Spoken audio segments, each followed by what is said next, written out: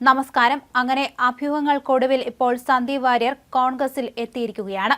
ബിജെപിക്കെതിരെ തുറന്നടിച്ചുകൊണ്ടാണ് ഇന്ന് പാലക്കാട് നടത്തിയ വാർത്താ സമ്മേളനത്തിൽ അദ്ദേഹം സംസാരിച്ചത്. ബിജെപിയിൽ താൻ ചവിട്ടിമെതിക്കപ്പെട്ടു. CPM BJP ഡീൽ എതിർത്തതാണ് ഞാൻ ചെയ്ത തെറ്റ്. വെറുപ്പ് ഉൽപ്പാദിപ്പിക്കുന്നിടത്ത് സ്നേഹവും കരുതലും പ്രതീക്ഷിച്ചതാണ് ഞാൻ ചെയ്ത തെറ്റ്. സ്നേഹത്തിന്റെ കടയിൽ അംഗത്വം എടുത്തു എന്നാണ് സന്ദീപ് വാര്യർ പറഞ്ഞത്.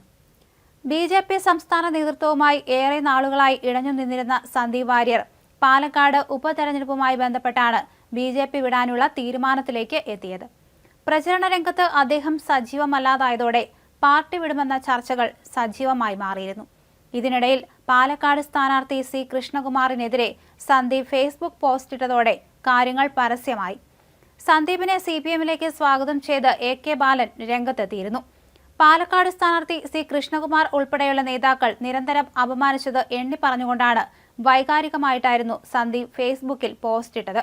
ഒരു മനുഷ്യന്റെ ആത്മാഭിമാനം എന്ന് പറയുന്നത് ഏറെ പ്രധാനപ്പെട്ടതാണെന്നായിരുന്നു പാലക്കാട് തെരഞ്ഞെടുപ്പ് വേദിയിൽ സീറ്റ് നിഷേധിച്ചതിനെ സൂചിപ്പിച്ച് സന്ദീപ് കുറിച്ചത്.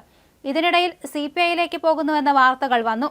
എന്തായാലും അഭ്യൂഹങ്ങൾക്കൊടുവിൽ ഇപ്പോൾ സന്ദീപ് കോൺഗ്രസിലേക്ക് എത്തിയിരിക്കുകയാണ്. സ്നേഹത്തിന്റെ കടയിൽ താൻ എത്തിയെന്നാണ് സന്ദീപ് പാലക്കാട് നടത്തിയ വാർത്താ സമ്മേളനത്തിൽ പറഞ്ഞത്. നിറഞ്ഞ കയ്യടികളോടെയാണ് പ്രവർത്തകർ സന്ദീപിനെ വേദിയിലേക്ക് ക്ഷണിച്ചത്.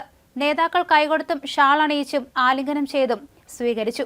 വേദിയിൽ നേതാക്കളുടെ കൂട്ടത്തിൽ സന്ദീപിന് ഇരിപ്പിടം നൽകി. അതേസമയം കോൺഗ്രസിനെ സംബന്ധിച്ച് ഇന്ന് ഏറെ സന്തോഷമുള്ള ദിവസമാണെന്ന് സുധാകരൻ പറഞ്ഞു.